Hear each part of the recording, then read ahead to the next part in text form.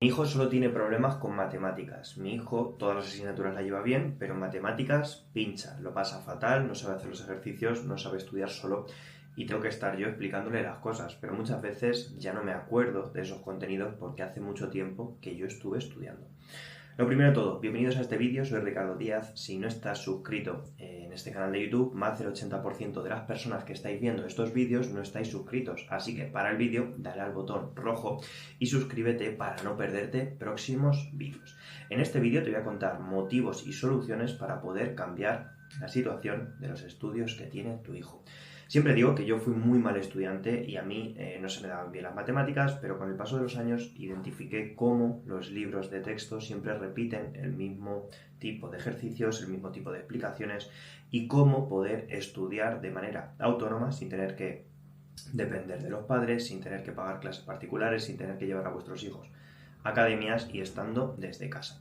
En este vídeo te voy a contar cómo poder organizar, planificar y estructurar los contenidos de matemáticas para poder estudiártelos. Así que quédate hasta el final porque al final te voy a dar una herramienta para poder planificar los temas y que puedas controlar que tu hijo lo está estudiando sin tenerte que poner con él todas las tardes.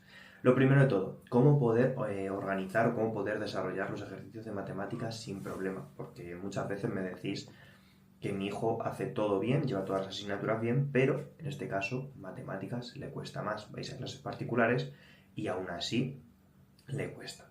Pues lo primero que vamos a tener que hacer es entender que el estudio, aunque sea matemáticas, vamos a tener que trabajar mediante lectura y escritura.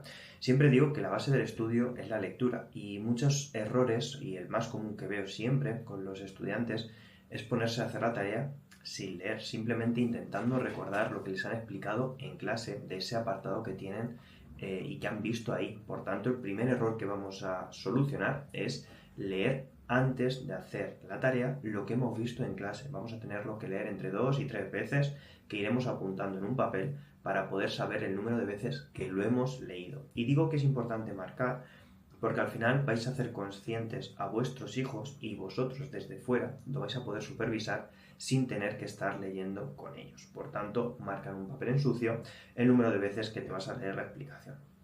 Después de hacer esa lectura, tu hijo va a recordar lo que le han explicado en clase. Si no lo está recordando, no te preocupes, porque todos los libros de matemáticas siguen la misma estructura. Y después de cada explicación aparecen ejemplos resueltos de cómo se hacen las cosas. Ejemplos simples, que son los que marcan el orden de cómo van a ser los ejercicios después que va a tener de tarea o el examen. Por tanto, lectura y luego vamos a trabajar esos ejercicios que vienen resueltos para entender el proceso. Lo más importante en el estudio, y sobre todo matemáticos o asignaturas de números, es entender cómo se hacen los procesos. El proceso es desde un punto A hasta un punto B, cómo se obtiene la solución. Y durante ese paso A a B hay procesos que hay que llevar a cabo para que la solución del ejercicio nos salga bien. ¿Cómo lo podemos entender ese proceso? Pues lo primero es entender que vamos a leer cómo se lleva a cabo esa operación. Lo segundo que vamos a hacer es repetir el ejemplo que aparece en el libro y repetir simplemente mirando y copiándolo tal cual. De esa manera activas tu cerebro entendiendo ese segundo paso. Hemos hecho primero la lectura y después con esa repetición del ejercicio de manera tal cual aparece en el libro, el cerebro va a entender y va a asociar la primera lectura con el mecanismo de llevar a cabo ese proceso de ejercicio que estamos estudiando. Una vez hemos hecho esto, lo vamos a repetir una segunda vez para poder entender otra vez más y mecanizar por segunda vez y nuestro cerebro asociarlo mejor. Una vez que hemos hecho eso, podemos hacer un pequeño simulacro, y un pequeño simulacro en el que solamente vamos a copiar la parte de arriba del enunciado, ya sea como viene en un ejercicio del libro, y poder desarrollarlo. De esta manera lo que vamos a hacer es recordar y hacer que nuestro cerebro entrene esa capacidad de recordar asociando la lectura con la parte de práctica que hemos hecho después. Por tanto, lo vamos a unir haciendo ese ejemplo y cuando terminamos de hacer ese ejemplo, lo podemos corregir con la explicación que viene en el libro. Por tanto, es muy importante que le enseñes a tu hijo a hacer este proceso. Si tú a tu hijo le enseñas a hacer este proceso de lectura, repetición y analizar el ejemplo que acaba de hacer él, tú te estás saliendo de la ecuación. Tú te sales de la ecuación y de esa manera no tienes que estar explicándole contenidos. Por tanto, ¿dónde vienen las explicaciones? En los libros. ¿Dónde viene la explicación del ejercicio? con el ejemplo en el libro y dónde viene la solución de ese ejemplo en el libro. Por tanto, el libro es el pilar fundamental del estudio. No podemos empezar a hacer los ejercicios por el enunciado. No, lo que tenemos que hacer es recordar, unir conocimiento, unir procesos e interiorizar esos procesos para que la tarea nos salga mejor. ¿Por qué? Porque de esa manera la tarea nos va a poner una situación real de examen pese a estar en casa. Lo que vamos a hacer es entender ese ejercicio e interiorizar ese proceso que hemos hecho con esa práctica antes. Cuando tenemos hecho eso, el ejercicio nos va a salir mucho mejor. Por tanto, la tarea va a estar también mucho mejor y el día que vayas a clase con esa tarea hecha, en este caso tu hijo cuando vaya con la tarea, va a identificar si lo tiene bien y si lo tiene mal. Si lo tiene bien, vamos a interiorizar que ese proceso que estamos haciendo, que te estaba contando, ese proceso desde A hasta B con la tarea de matemáticas, lo hemos hecho bien. Además, ¿qué podemos identificar con este proceso de tarea de matemáticas cuando solamente a mi hijo se le dan mal las matemáticas y el resto de cosas se le da bien? Pues te voy a recomendar que entiendas que en matemáticas existen distintos tipos de ejercicios. Podemos identificar problemas, podemos identificar ejercicios de operaciones más simples, podemos identificar problemas de completar. Y todo eso se basa en una base matemática que con el paso de los años tenemos que ir solucionando. Normalmente la base matemática se suele ver en primero y segundo de la ESO y con el paso de los años se va haciendo un poco más compleja, pero la base está ahí.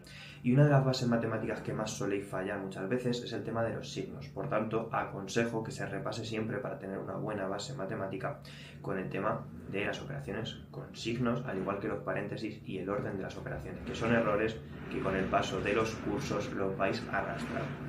Con todo esto, aparte, después de ver la parte de problemas y la parte de tipos de ejercicios, te voy a contar en esta última parte del vídeo cómo poder supervisar si tu hijo está estudiando ese tema de matemáticas, si tu hijo lleva bien ese examen de matemáticas de la siguiente manera, con la parte de planificación.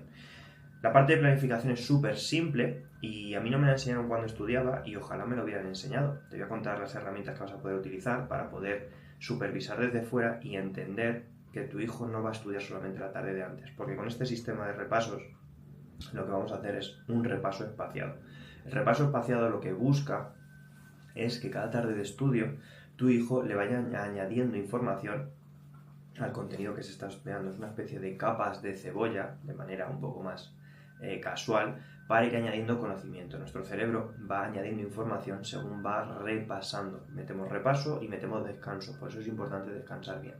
La herramienta para planificar muy bien los repasos espaciados que te estoy contando va a ser mediante índices, ¿vale? Entonces, ¿cómo vais a poder hacer los índices? Pues muy sencillo. Yo a mis estudiantes siempre les enseño a estudiar con estos POSIT, y estos son unos POSIT rectangulares. No compréis los que son más cuadrados, comprad estos que van mucho mejor. Y en este POSIT lo que vais a hacer es marcar los puntos principales que tienen los temas, ya sea punto 1, 2, hasta el que sea, y vais a ir añadiendo ahí la información, punto genérico, y vais a añadir después 3 casillas. Esas 3 casillas lo que vais a hacer es, cada día que repasáis un apartado, vais a marcar una X. Esa X lo que nos va a permitir es saber el número de repasos y el número de días que hemos destinado a marcar o a repasar ese examen. Mi consejo: nunca intentes rellenar este POSIT la tarde antes del examen. ¿Por qué? Porque te estoy diciendo que tu cerebro necesita tiempo y repasos espaciados día a día. Por tanto, es importante que entre 3-4 días antes vayas estudiando. ¿Y cómo lo puedes conseguir? Pues con esta técnica que te estoy contando. Puedes añadir el número de casillas que tú quieras a los apartados que estás estudiando.